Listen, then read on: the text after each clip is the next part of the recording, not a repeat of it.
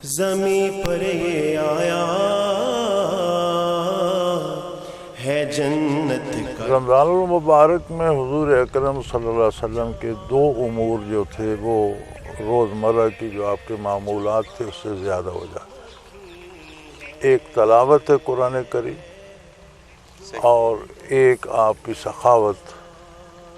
وہ تو ساری عمر تھی، اور کبھی یہ آپ کی سمانے میں ہے کہ کبھی کسی سائل نے آپ سے نہیں کا لفظ نہیں سنا، سبحان اللہ سبحان اللہ۔ لیکن رمضان میں بہت زیادہ بڑھ جاتی تھی، صحیح۔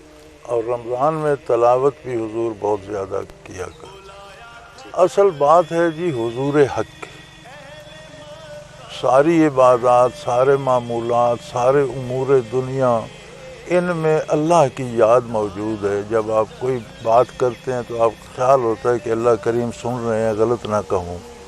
کام کرتے ہیں تو کہتے ہیں کہ اللہ کا حکم اس طرح ہے۔ تو ہر شے میں اقیم الصلاۃ لذکری، نماز کو میری یاد کے لیے قائم کرو۔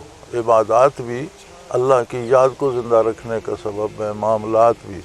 تو جتنا زیادہ حضور حق نصیب ہو، اللہ کو یاد کریں، جتنی زیادہ اللہ کریں گے، تلاوت زیادہ کریں، تسبیحات زیادہ پڑھیں، درود شریف پڑھیں، اور ایک حضور حق کی کیفیت ہو تو الحمدللہ۔